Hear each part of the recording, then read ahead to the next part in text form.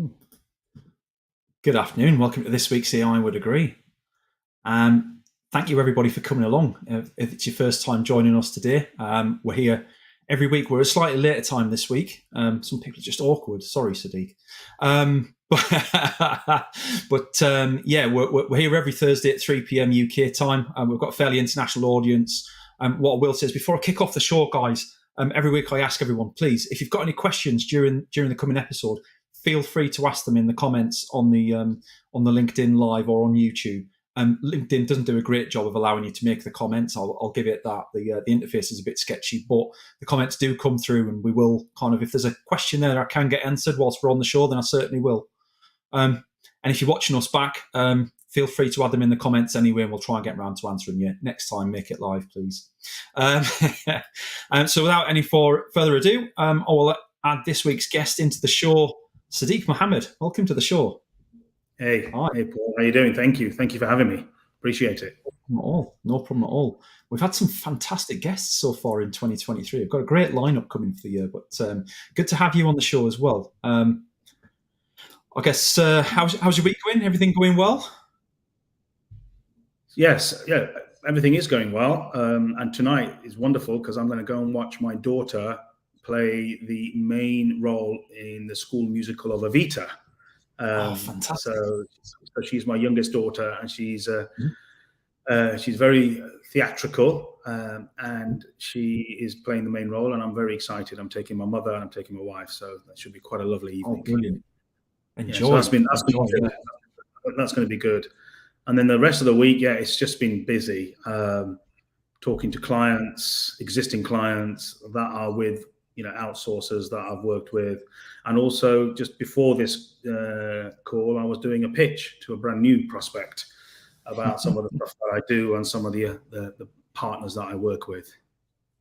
Cool. So, well, before we get into a little bit more detail of what it is that you do, the question I ask everyone, Sadiq, is how did you get involved in the BPO sector initially? And was it on purpose?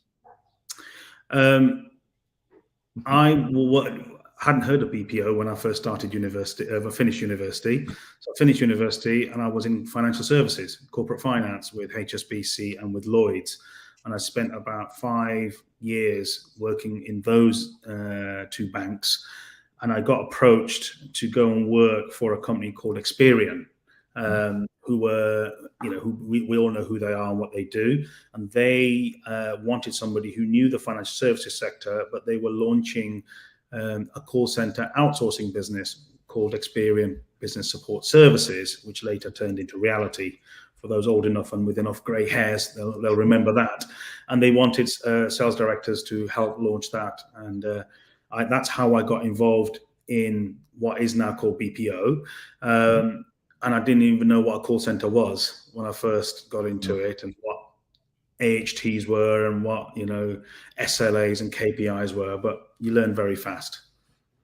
Yes, again, I often draw parallels between retail and contact centers. Both industries love their acronyms. Both industries are absolutely in love with acronyms. Awesome. It's a great story. That's a great story.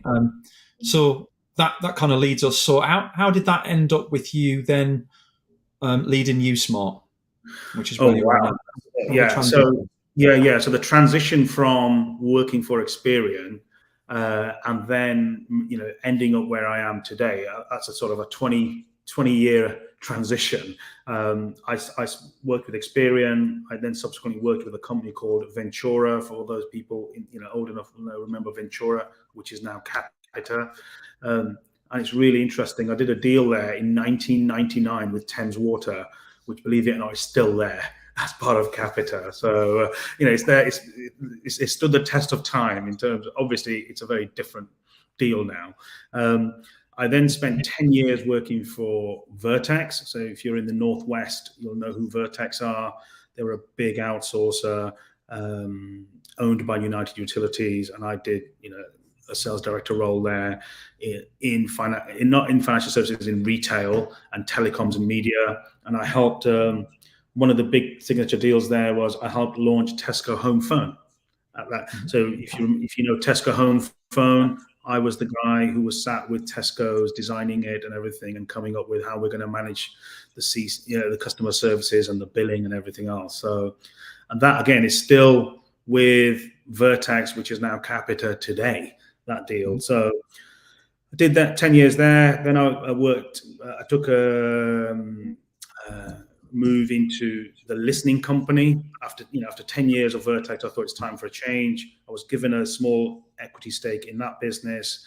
And then within a year, through, nothing that I did, and I will say that, but, the TLT company got sold to Serco, and Serco came in, and this was in 2011, and they were looking to acquire a number of businesses to expand on their BPO capability, and they were doing it through acquisition. They bought Intellinet Global Services, they bought the listening company, they bought a company in Australia, and they had their own sort of in-house BPO, crashed it all together to create Serco Global Services. And we had some fantastic successes there. I was focused primarily on retail, and we did Shop Direct, Freeman's, Selfridges, Fortnum & Mason's, Ideal Shopping, Bright House. I mean, there was a lot of deals that we pulled together, and it really was Serco and Capita going at each other, from about 2011 to about 2014, 15. It was just those two giants really going at all the big transformational deals. And I was involved in some of those deals. And then 2015, Serco were exiting the private sector BPO business. Intellinet was being sold back to Blackstone, and some of the UK clients were being sold off to various different outsourcers like Webhelp and Teleperformance, because Serco had decided to exit. And I made a decision at that point that, I've done 20 odd years in the corporate world, and I've got a really good black book. I've got a really good network of outsourcers that I know, and I decided to go out on my own and start. And I started with USmart as a consultancy business. Fantastic. It sounds like you enjoy solving a puzzle. Yeah. I mean, USmart was really what I tend to do. USmart came out of, my skill being, being able to talk to customers, understanding what they're looking for, and really getting under the skin of those clients and really understanding their requirements and their problems, and then finding a solution for them. When I was in the corporate world, the solution was always the company that I worked for. This is fundamentally, it was like, we understand your problem. We can solve that problem. Now I have a bit more choice, where I will spend time with the client, understanding their issues, and I now make recommendations as to who is the right partner for them based on what their requirements are, rather than having one thing that fixes all of their issues. I now have somewhere between half a dozen to a dozen partners that I work with whose abilities I really understand, and I then make the recommendation to the prospect. Awesome. Yeah. And as well as the work that you do with USmart in terms of the introducing space, you are also an angel investor, right? Yeah, I am. It wasn't something that when I was leaving university, I thought, I want to become an angel investor. One, I wouldn't have known what it meant. I do now. And two, it was something that I sort of stumbled across, really. When I was at Serco as a sales director, I was looking after retail. There were other sales directors looking after utilities, financial services, telecoms, media, etc. And if an opportunity turned up and that didn't fit one of those sectors, the group sales director would say, "Who wants it?" And I would normally say, "Yeah, I want it. I'll have a look at it." And one of the opportunities that turned up was Purple Bricks. And if you'll know Purple Bricks today, they're a well-established brand, but 8 years ago they were a startup, and they were looking for a customer service center. We pitched for it, we won it, and as I got closer and closer to the founder and the chief exec, he asked me for advice and guidance around a potential investor that was going to invest in his business. That person was a guy called Paul Pinder, who I can say because it's very public information, who became his chairman and invested in his business. And Michael asked me, what did I think? And I said to him, look, if he's going to put money into your business, he's a well-established person in the city, well-established person in the world of BPO. You should definitely take his money and have him as your chairman. And that's what happened. And then at the same time, I said, well, if you're looking for investors, what's the minimum investment that you're looking for? I understood their proposition again intimately. I understood what they were trying to fix. Being a landlord myself, I had a bunch of properties that I'd purchased. I'd gone through the pain of purchasing them through estate agents and selling properties and not really feeling like you were getting great value for the fees that you were paying. But so I understood, what they were fixing. And I also realized that not everybody was walking down the high street looking at estate agents' windows. They were going to the charity shops and the coffee shops and all that sort of stuff. And the high street was changing. So I took a punt. I put in, I'd say, probably most of my savings into this investment, and it was worth £10 million in April 14 when we launched it. We started trading, and we did a number of Series A and Series B funding rounds, and then we IPO'd it in December 15 for 250 million. And it got as high as I think $1 billion at one point in terms of market cap. And I thought, wow, and that's when I sort of cashed out a sum of money, and I decided it's now time to go out on my own, and that's what I did.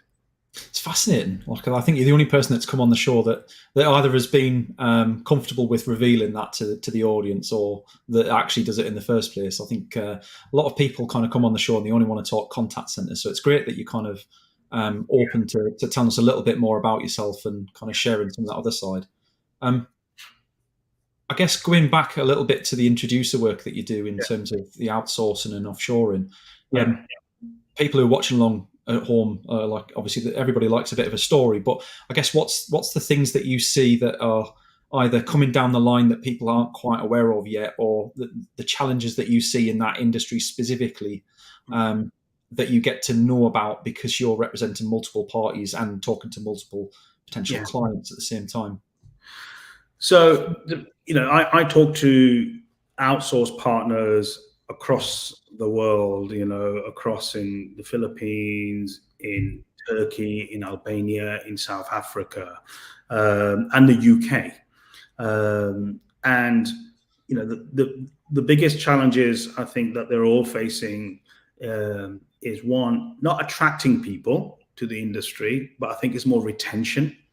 So, retention is a big issue. So retention is a big issue for our clients, but retention is also a big issue, I think, for outsourcers as well, because, people now want to work in a particular way. Gone are the days when you would go into a call center all the time. People now have choices and options around hybrid working. And that in itself can present some real challenges for outsourcers, because when you're trying to create a culture within your business, it's very sometimes challenging to create a culture where you don't get to see that person. They don't get to see the culture within your business. They don't get to touch it. They don't get to feel it. They don't get to smell it. And all they ever see is a Teams call or a Teams group. Whilst that has its place, and I absolutely think it does have its place, if you want to create that sort of retention culture within your business and that culture of belonging, you can only do that, I think, through some form of touch and feel. So I think that's going to be still a big issue for outsourcers. I think some of the new geography, there's lots of new geographies now that are coming up and beginning to challenge the traditional geographies. Back in the day when I first started in outsourcing, it was India and Philippines. That was it. And it was and the American market went to the Philippines, and India, and the UK market ended up generally going to India. And we all saw what happened in the late 90s and early 2000s. A lot of people brought their work back. Now what you've got is lots of new geos up and coming. South Africa has become prevalent in the last 5 years, and I've been going to South Africa for about 12 years now. There's other geos within Africa. Egypt is a well-established geo, and there's some new geos that are sort of up and coming as well. And therefore, when you are looking at new geos, the biggest challenge that I think a lot of these BPOs will have is, can they attract the right quality and caliber of talent?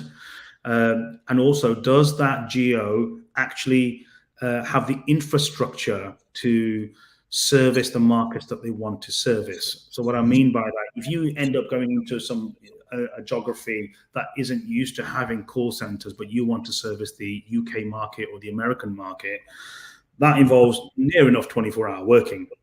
And in order for people to get to your centers, you need the infrastructure around that in transportation, transport hubs, restaurants, shopping centers, and blah blah blah. If those things aren't available, then whilst the geo may seem attractive, until some of those things catch up, it's going to be hard to then attract the right people and retain the right people, so they keep coming back and delivering the service that you want for your clients.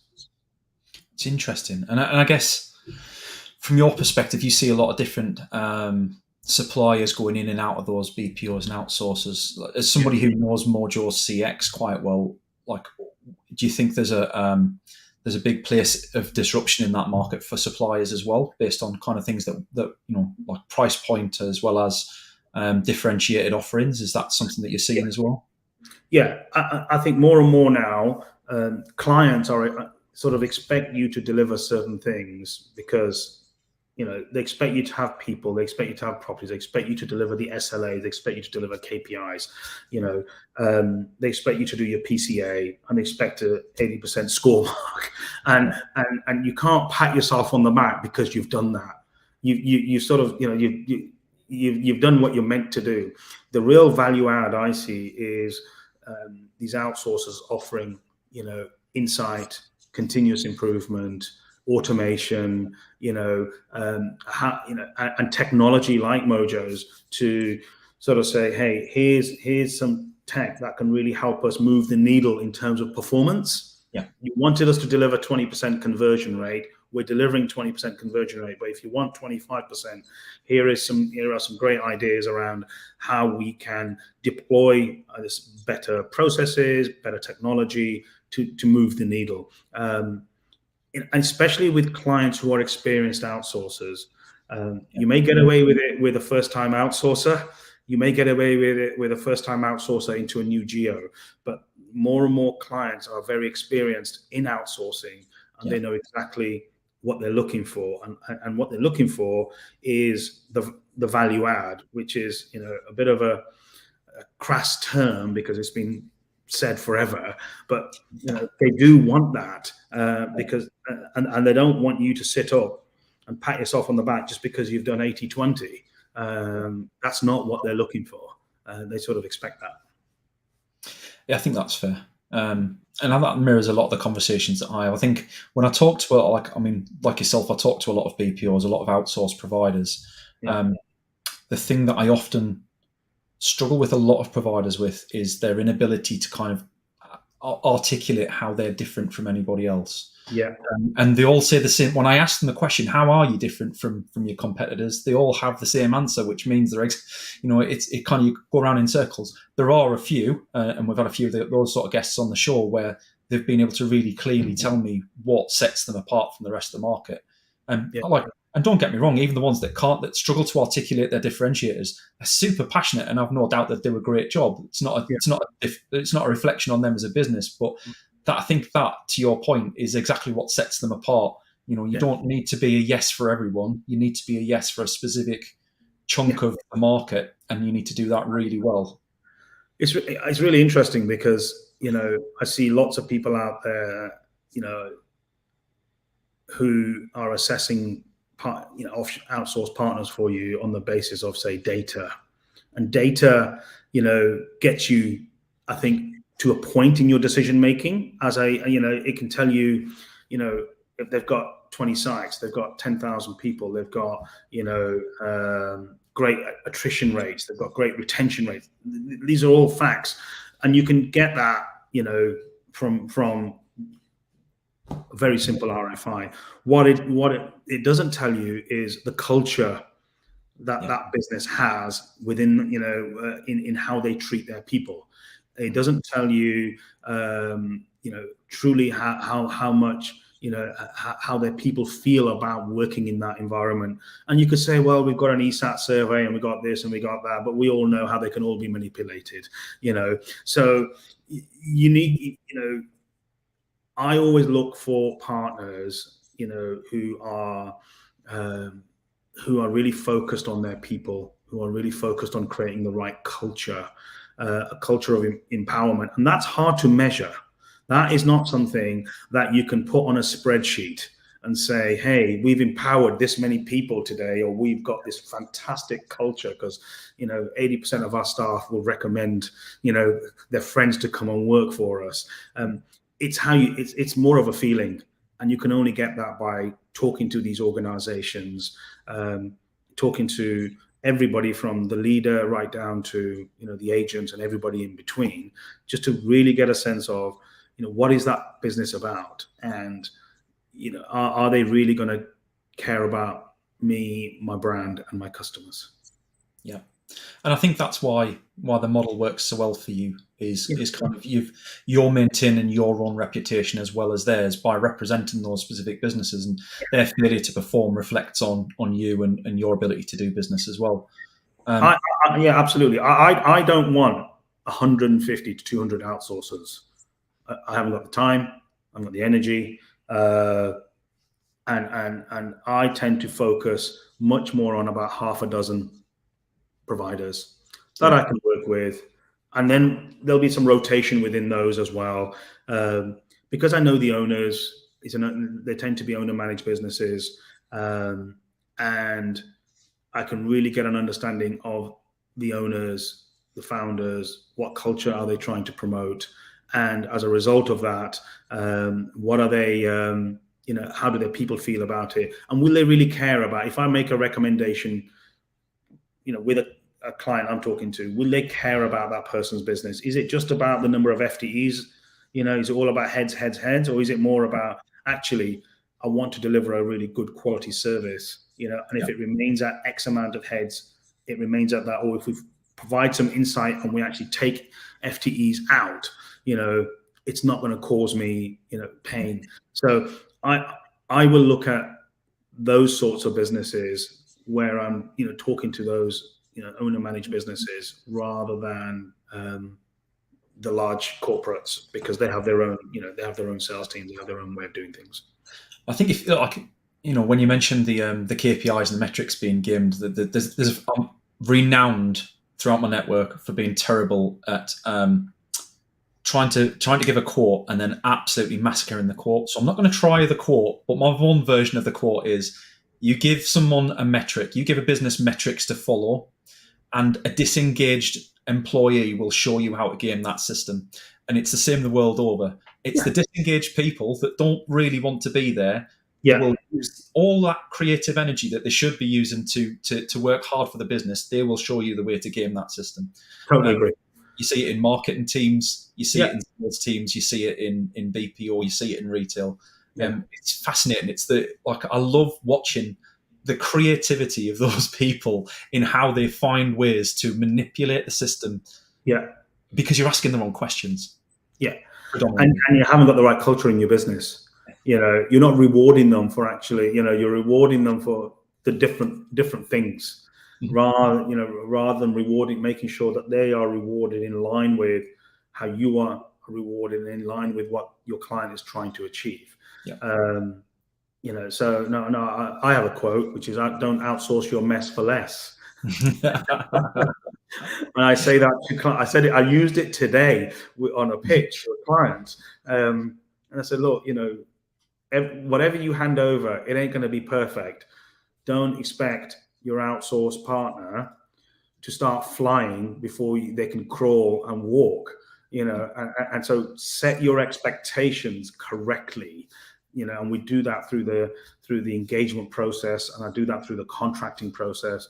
Set your expectations correctly, and manage your executive team correctly, because they will have, your exec team, in the client will have expectations that, well, why isn't this working after 2 weeks? Well, that's because it takes 8 weeks or 6 weeks to get people up to a particular glide path.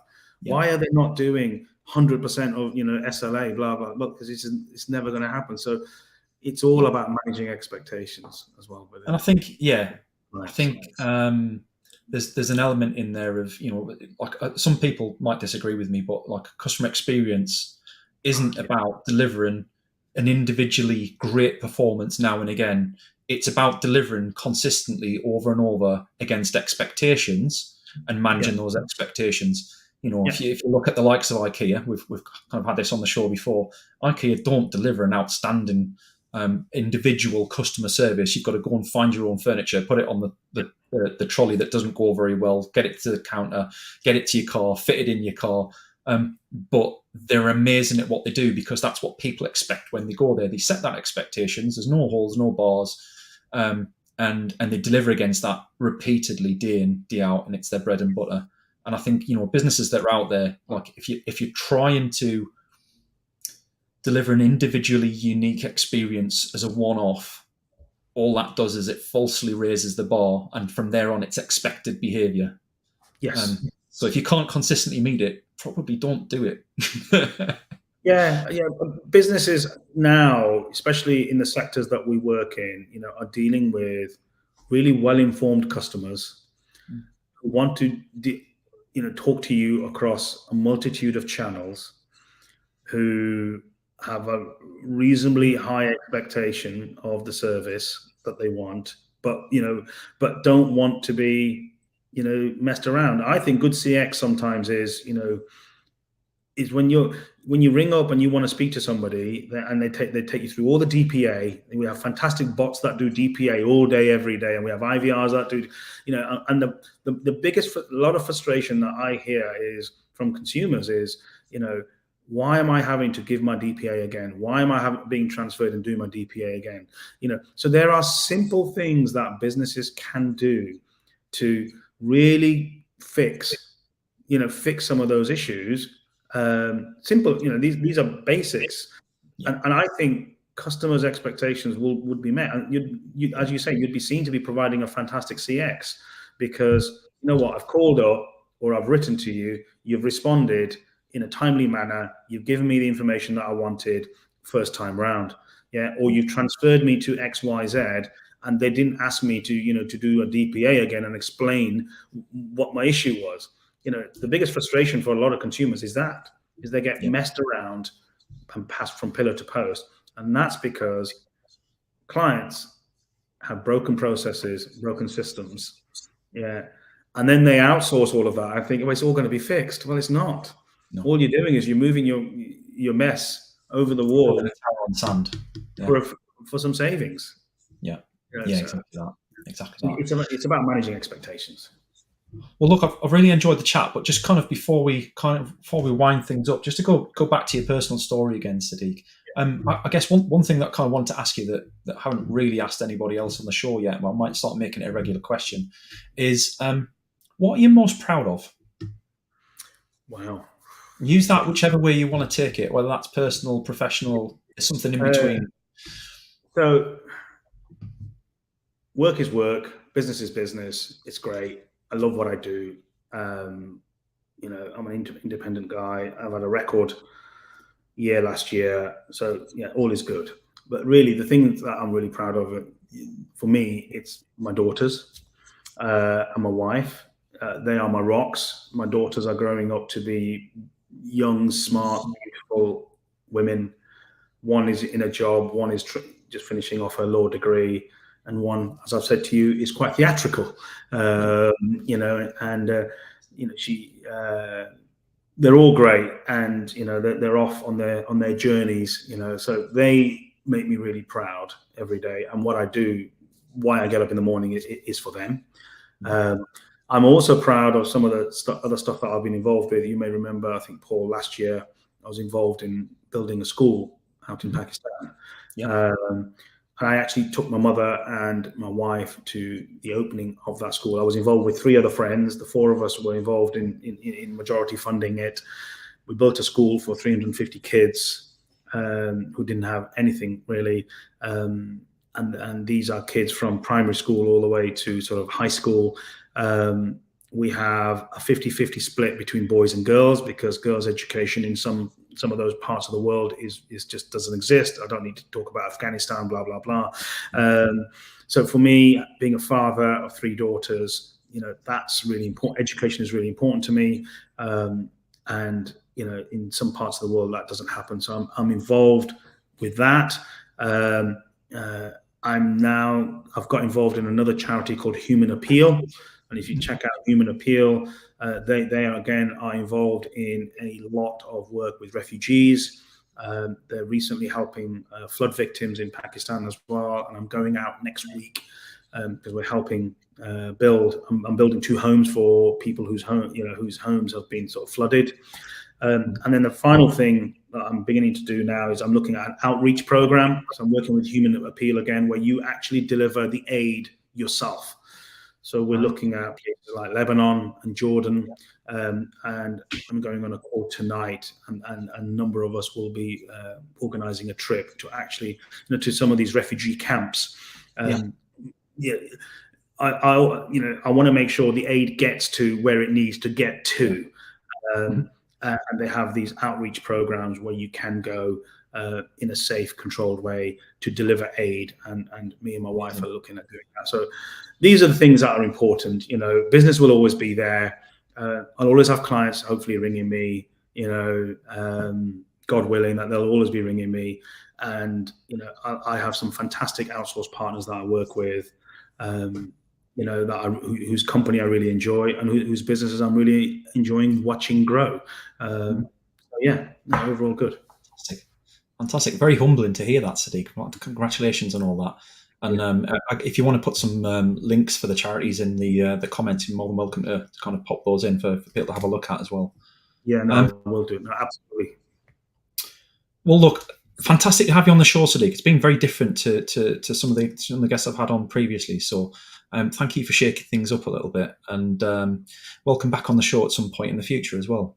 Be good to catch up. Maybe when I've done some of these charitable things, the outreach programs and etc., maybe come back and talk to you about my adventures there. Awesome. Right. If you've been watching along on the show today, thanks very much for coming along and watching the episode. And hopefully we'll see you again next week at our regular time slot at 3 p.m. Thank you. I would agree. Thanks, Sadiq. Thank you. Take care. Take care.